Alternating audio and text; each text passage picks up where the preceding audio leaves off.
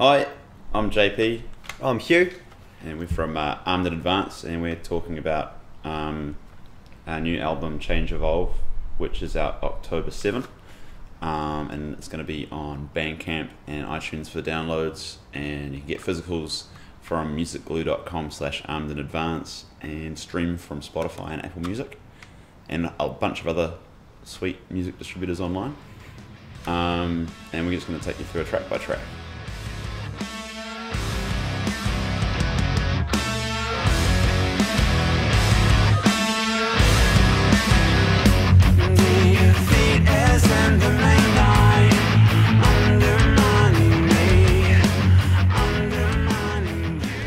So the first track is Running You Down, and it is a Pearl and Mark. Cool. We actually, the first track of an album seems to be quite an important thing. So I think the reason that we went with Running You Down is because it's a good firm handshake. That's right. It's like just with the drum intro, just that. Yeah, and then it was sort of getting straight into the business. Yeah, it kind of sets the agenda. It does, and it's got that kind of nefarious groove with the riff, which is pretty cool. And it's nice and low down and heavy. Yeah, low down and heavy. It's actually the heaviest tuning, well, lowest tuning. Yeah. That we have on the album. So it's kind of like I don't know, thumping, if you will. Yeah. And the reason we used that lower tuning as well is actually just to fit my vocals in, because it was almost too high for me to sing. Yeah. So we dropped it down a little bit, but it works nicely. It sits nice in the pocket there. Yes. Yeah, lyrically, it's just sort of, it's a relatively ambiguous track lyrically. I mean. Yeah. Well, you can kind of tell us what you think. Yeah. In the comments below. Yeah. Of all these songs.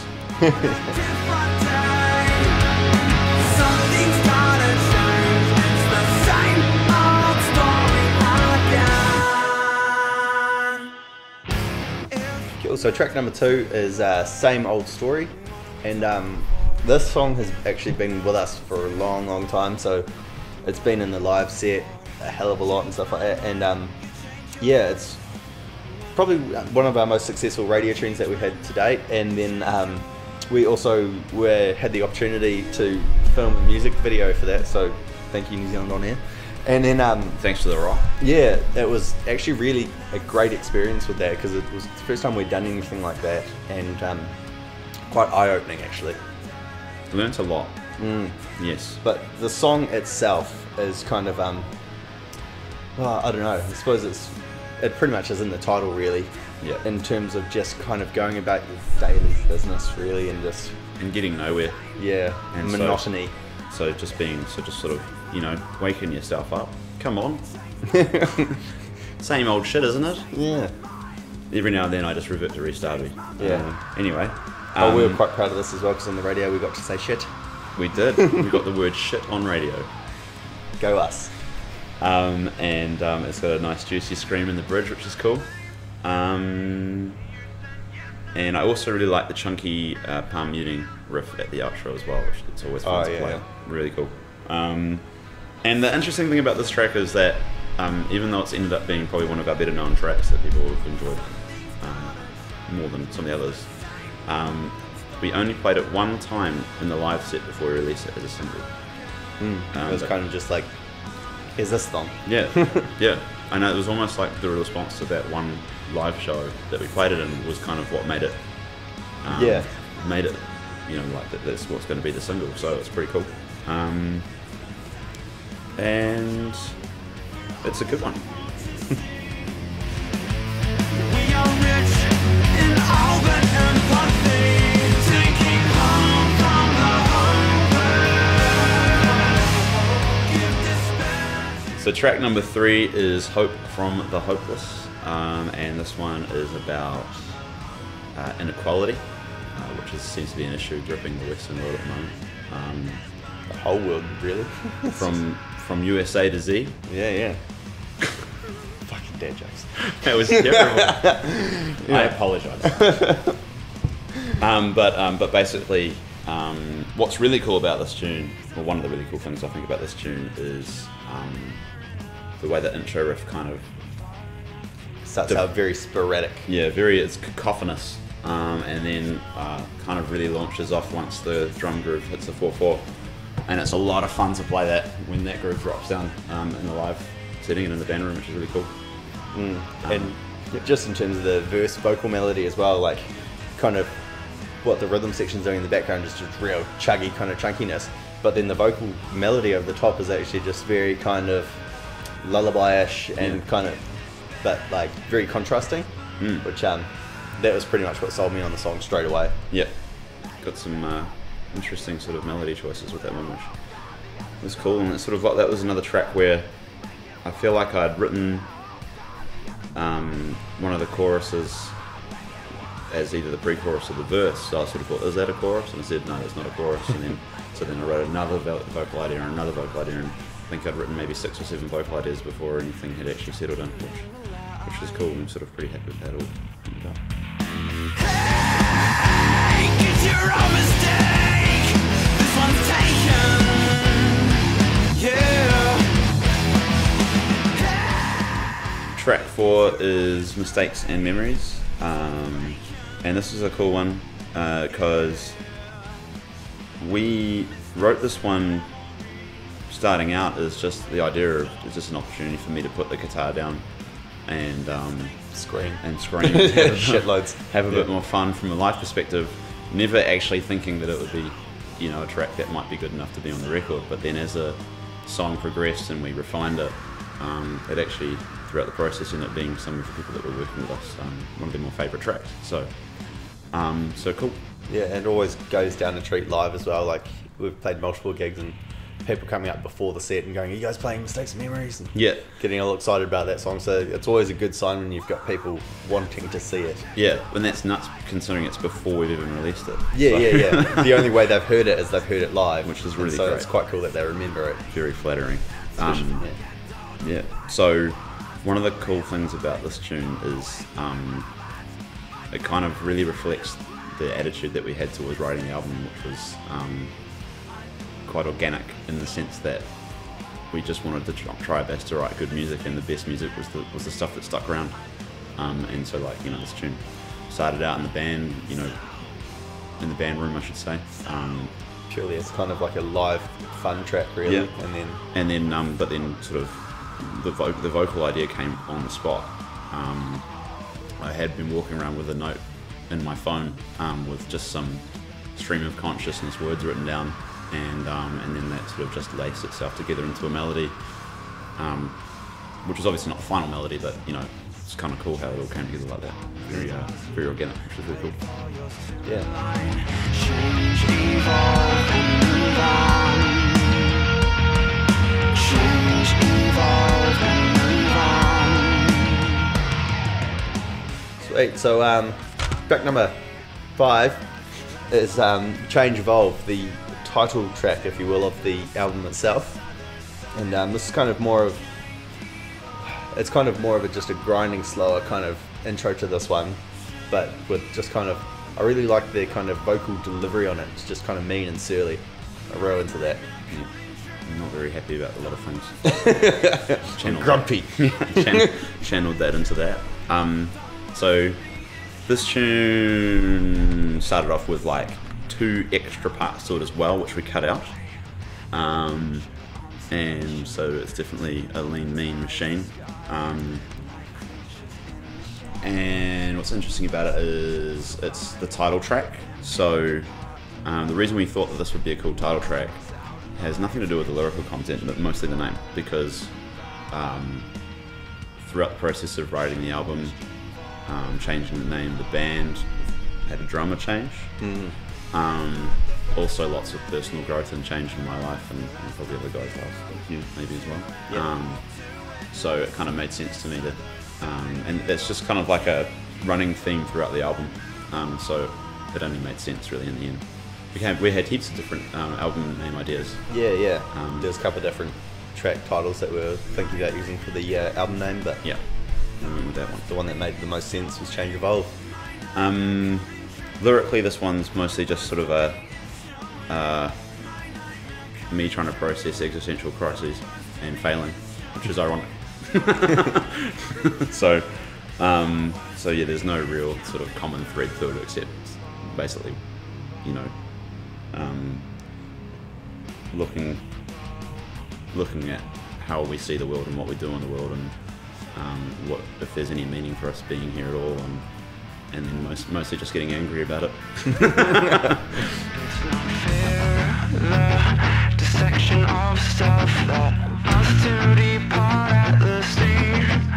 Be yourself, just like Number 6 is Silhouette Aftermath.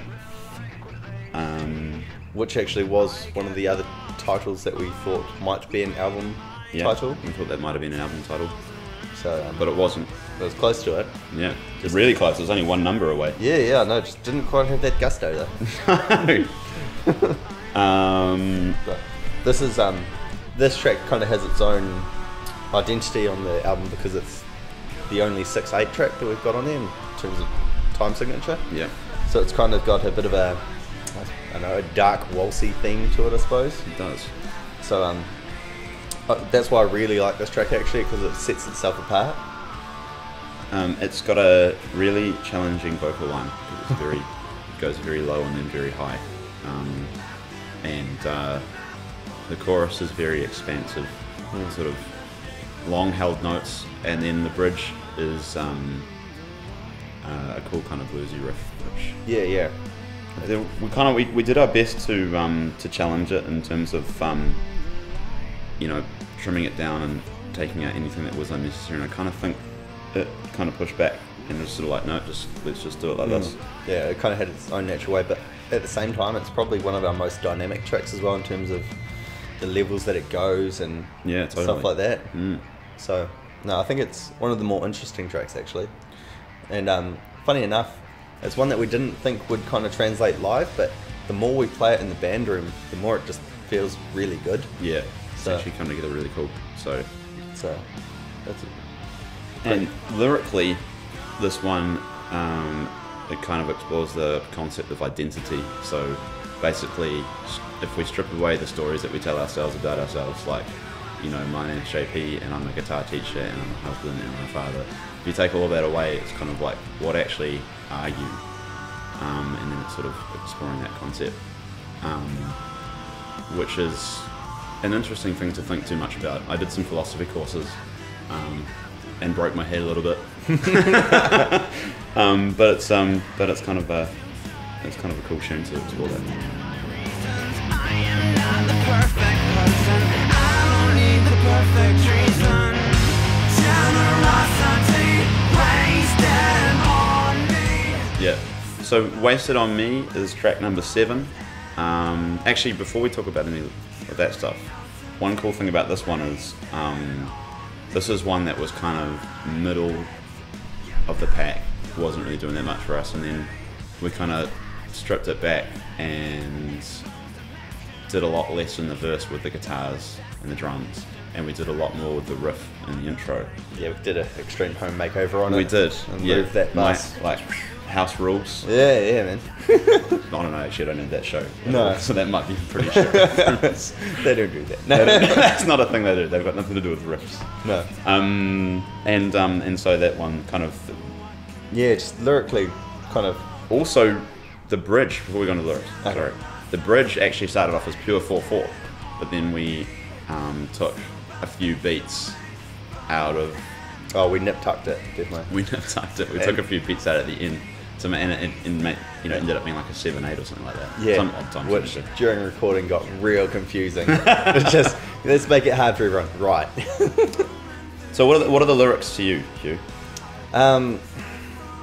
Mainly in the choruses, like, obviously, because those are the parts that I'm singing as well. Yeah. So, but it's kind of, I've got the feeling of it just kind of, no matter what someone's doing and stuff, it's still just, you know, by the by kind of Yeah. sort of deal. Yeah.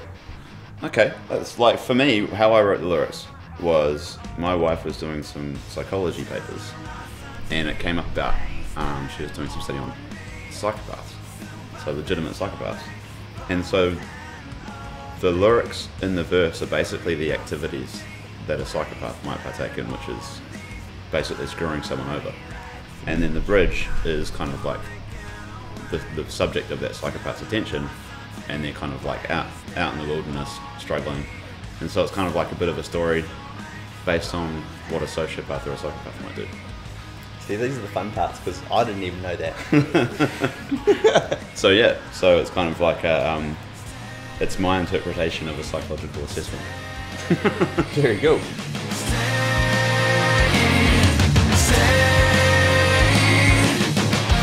Not so sudden as we're led to make believe. So track number 8 is Stay, which I think is probably my favourite track, definitely to play live, because it's probably our just most straight up kind of kick you in the face riffy song almost. And it's like I don't know, that's probably definitely the one I most enjoy getting into and just feeling the vibe. Yeah, so this is a cool one because I think it started out maybe 20 BPM slower, and it was about 2 minutes longer. It was totally different. And it had extra parts to it. And we just tried it in the band room, and it just wouldn't work. And then I think we kind of sat down and had a conversation, like, you know, thinking there was something to it that was quite good, but we couldn't sort of isolate it. And then sort of like, what is the thing that we like the most about it? And we said it's the riff. Yeah. And then so what we did is we looked at the riff and we go, well, the speed is too slow. Yeah. So we sped the riff up, and then everything else just sort of slotted into place after that. Yeah. Like, if you compare it now to what it was, Yeah. you'd think it was a totally different song, and we've just got the same lyrics on it. But I think we kind of took the approach of that we were just like, well, we've got nothing to lose. We're either going to ditch it, or so we may as well just absolutely slice it to pieces and change it completely and see what happens. Yeah. Yeah, it came up Millhouse, really. So. It all came out now. Yeah. And I don't think it originally had a guitar solo in it as well, or did it? There's something in it that it didn't originally have that we ended up chucking in there. Yeah, possibly the just drum breakdown, maybe. I can't Yeah, that's remember. what. Yeah, that. And also the bridge was way longer. Yeah. So this song could have potentially really sucked. So we worked out all the kinks in it, and it did well for us on radio for a few months. It was really cool. Yeah. What did you say? Something about leaving the rest of me. I couldn't change a thing. Got locked up in my brain. Track number 9 is Shallow, which has been around with us for a while, and this one kicks in with a groovy riff, and then it continues. It's just kind of a fairly energetic kind of tempo on this one and stuff. And I've actually had people tell me that they use it for their gym track to work out to, which is quite funny. So I think lyrically this one for me is about when we just get into autopilot mode and just let things happen, and then kind of catching it at the last minute and snapping out of it and just catching something before you fuck yourself over, basically. Which is where the term "bury me shallow" comes from. It's sort of like, I know I'm fucking shit up right now, but a part of me knows I'm gonna get back from this. So that's what that kind of means. Probably my favourite part of the section of the song is where it kind of cracks into the bridge, where it just kind of seems to lift to a new level. And that always gets me going. It's a good time. It's a good time. And what else is interesting about Shallow? It's good. It's a good song. Listen to it. For this I give you nothing. Now I go backward. Drink yourselves away. Now I go backward. Cool. And so the final track of the album is Banquet, which I love playing the song as well. It's just got that real kind of, I don't know, deep dark intro type thing, and then just crack straight into it with like a huge driving force. And actually, when we played it live one time in Wellington, we just started off with the intro, and it was just like, and then you just hear from the crowd, this dude at the back just, oh fuck yeah. So that was kind of my point in time when I was like, yeah, okay, this song works. My favourite memory of this song is when we were writing it. We were in the band room, and Hugh started just playing this cool. And I was like, that's really cool. And then I was kind of like, what if we just go da na na na na na na na? Yeah. And then na na na na na na. Just all a cappella. We wrote the song a cappella. I was doing that with my guitar, but that's what my guitar sounds like with my mouth. Yeah. And Yeah, it was just totally one of those ones in the band room that after half an hour or less, whatever, we'd pretty much work out a like verse, ref, chorus, kind of like, and also pretty much had the the kind of general body of the song there, really. we did. And then the lyrics, the vocals almost appeared on spot as well, which was, it was like one of those like almost like mistakes and memories. They kind of just came out, actually not like that because I hadn't even written them down. They just kind of came out of nowhere into my head, which is really cool. We did have to trim it down quite a bit. We had written more of it than we needed to. It started to get a little bit tooly. Yeah, it's about 6 minutes long, and no, but it was cool. And then so that one is basically, it's just about, it's almost like, I don't know if you've heard our EP, but it's almost like a lyrical sequel to Stand Up, which is about bullying. And in Stand Up, it was about go listen to that, by the way. That was about standing up to people who are giving you shit, which is something that you should do if possible. But then this one is more about sort of just coasting through the bullshit and then walking away with your middle finger held up high, saying, you know, I got through it, screw you. Some people aren't worth talking to, basically. And at the end of the song, there is a wonderful build up and then a scream. And when we do it live, I don't say for you. I do say something else. We've sworn heaps already, so it's fine. I say shit you. I shit you not. Yeah. It's fuck. I say fuck you. Yeah. Okay. Not safe for Sweet. work, guys. And that pretty much concludes our kind of walk down memory lane with all the tracks on the album here. So as we've said, out 7th of October 2016. But This year, the year of our Lord. Yes. So please go out, have a listen, tell us what you think of it. Yeah, and come to shows, man. We promise you they're not shit. You've got Hugh's seal of approval. Yes. And mine. Cool. Thank you very much. Thanks for your time.